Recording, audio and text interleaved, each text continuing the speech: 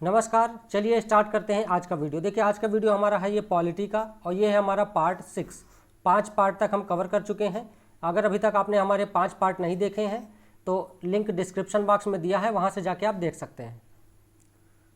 ये कंटेंट से हम क्या क्या आज के इस वीडियो में कवर करेंगे। देखिए संविधान के भाग हम संक्षिप्त में देखेंगे कि जो भाग परीक्षा की दृष्टि से बहुत महत्वपूर्ण है उनको देख लेंगे, 1 से 22 भाग तक जो भी हैं।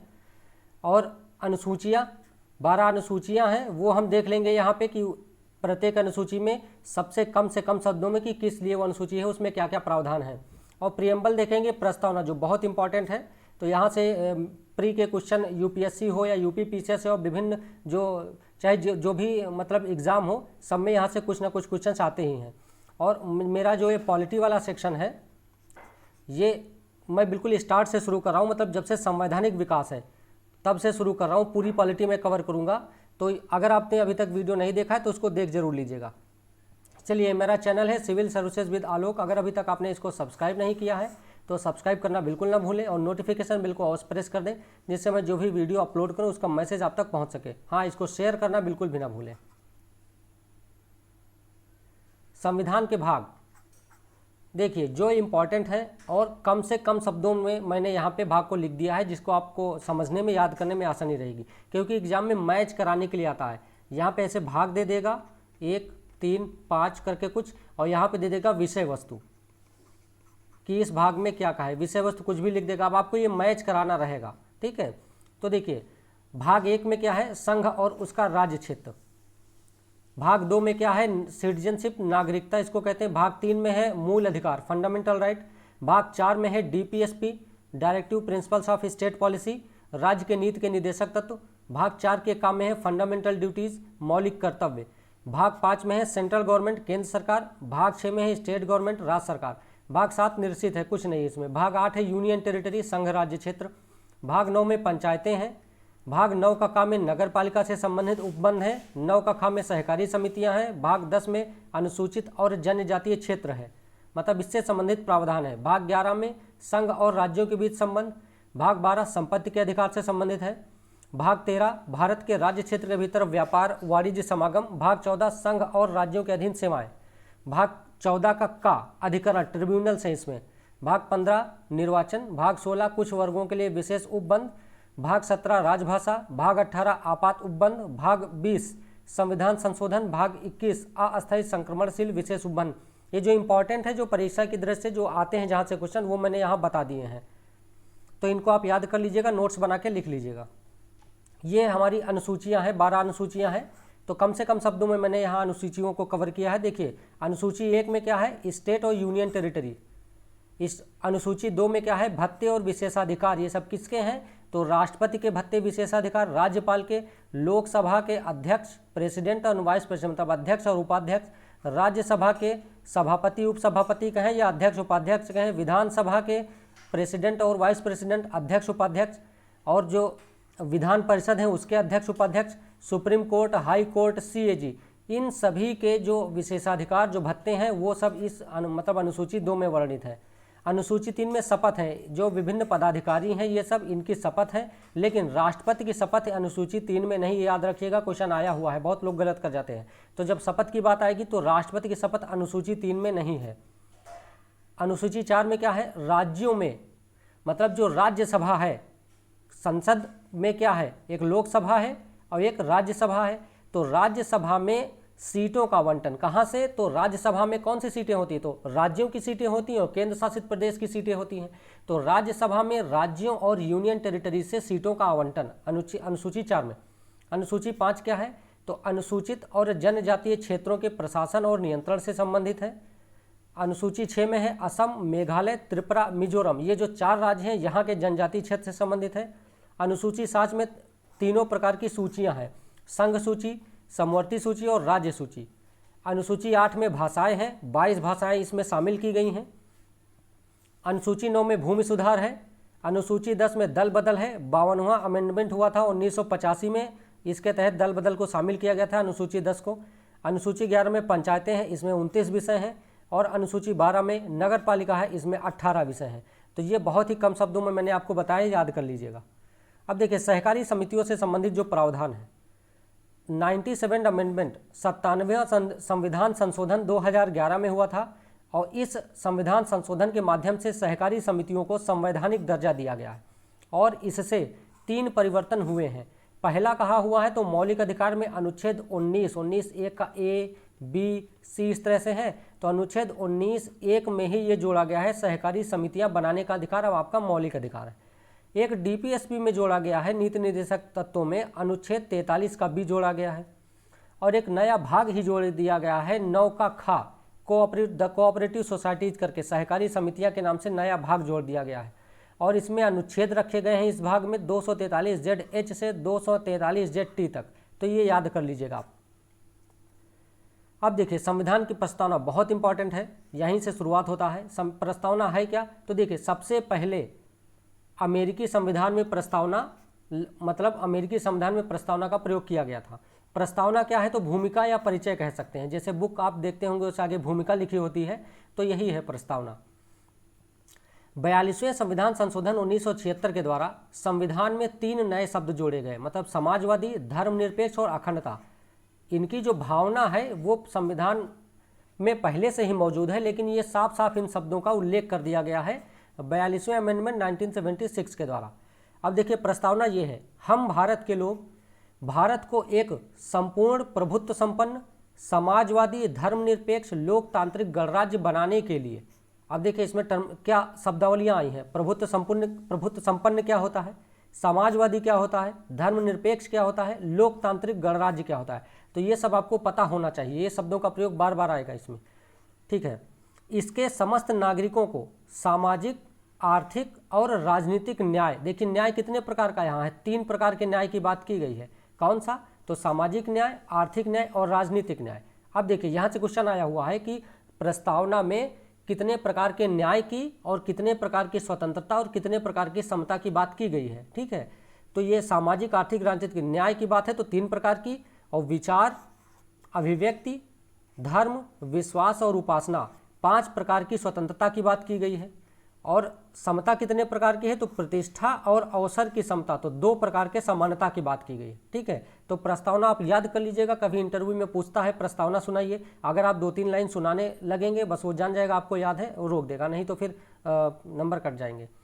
अब देखिए न्याय पूछेगा 3 प्रकार का है, स्वतंत्रता पूछेगा 5 है और समता पूछेगा 2 प्रकार का है, ठीक है। प्रस्तावना के मूल तत्व क्या है, 4 तत्व हैं मूल। संविधान के अधिकार का स्रोत क्या है, तो भारत के लोग। प्रस्तावना में हमने क्या पढ़ा है अभी, ये देखिए, हम भारत के लोग, है ना, तो भारत के लोग ही हैं इसका संविधान का अधिकार का स्रोत। भारत की प्रकृति कैसी है, भारत जो देश है वो किस प्रकार का है, तो संप्रभु देश है, समाजवादी है, धर्मनिरपेक्ष है, लोकतांत्रिक, गणतांत्रिक है। ये एक प्रकृति है हमारे देश की कि हमारा देश इस प्रकार का है।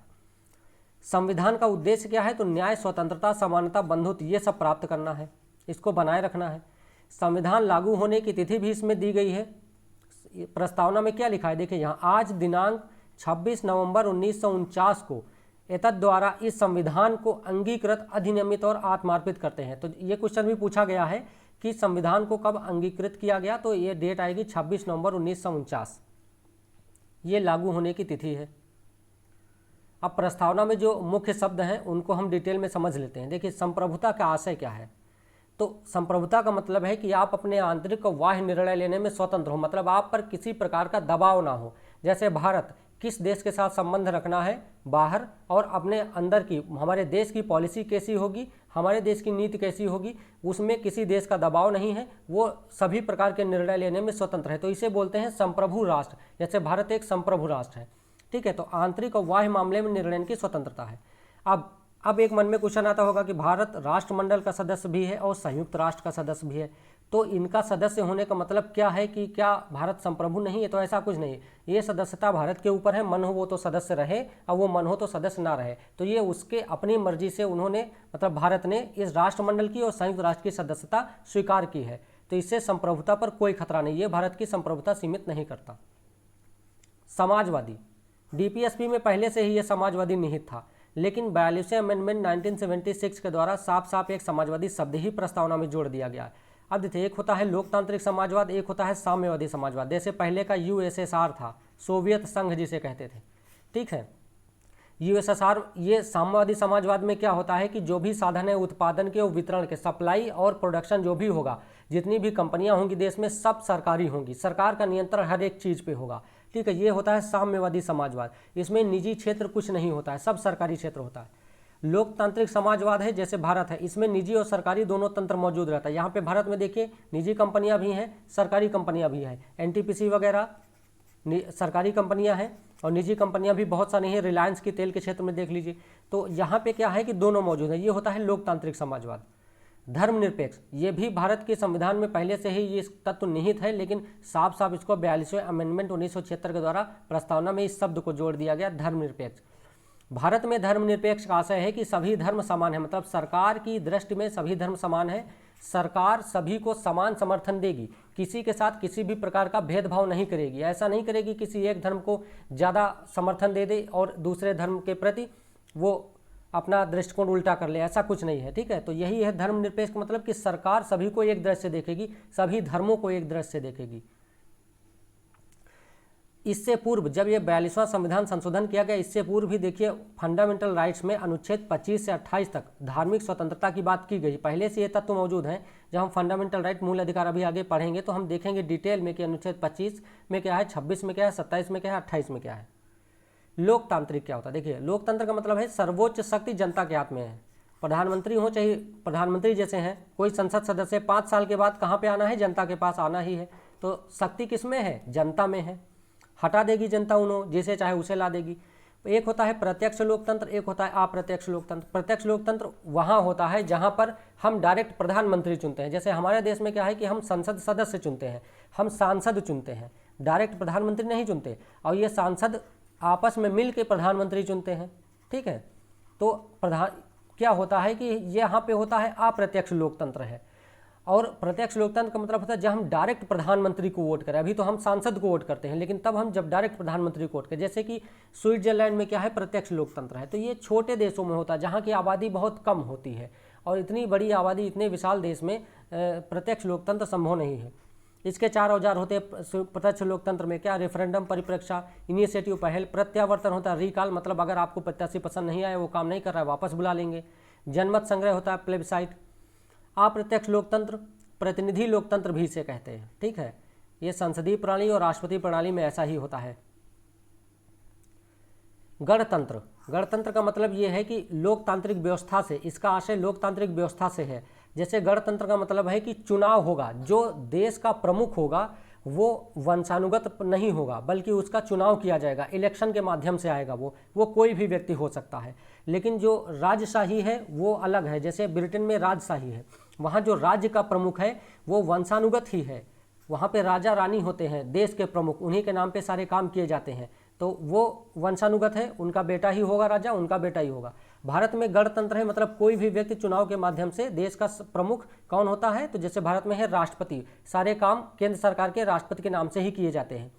तो इसीलिए ये गणतंत्र है, क्योंकि हमारे यहाँ पे कोई भी उसको चुन सकता है, कोई भी उस पद के लिए एलिजिबल है, वो अपना चुनाव लड़ सकता है। सत्ता लोगों के हाथ में होती है, यही है गणतंत्र।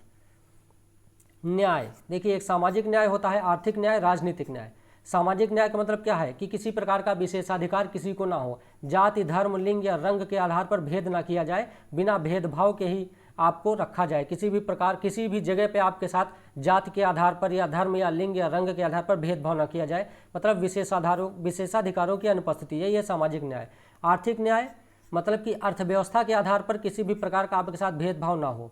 राजनीतिक न्याय क्या है, समान राजनीतिक अधिकार हो आपके पास, आपको किसी भी प्रकार से चुनाव लड़ने से लिए अयोग्य ना किया जाए कि आप गरीब हैं या फलाने धर्म के हैं, फलाने जाति के हैं, या आप काले हैं, गोरे हैं, किसी भी आधार पे आपको राजनीति में चुनाव लड़ने से लिए या वोट देने के लिए आपको रोका ना जाए, मतलब समान अधिकार हो।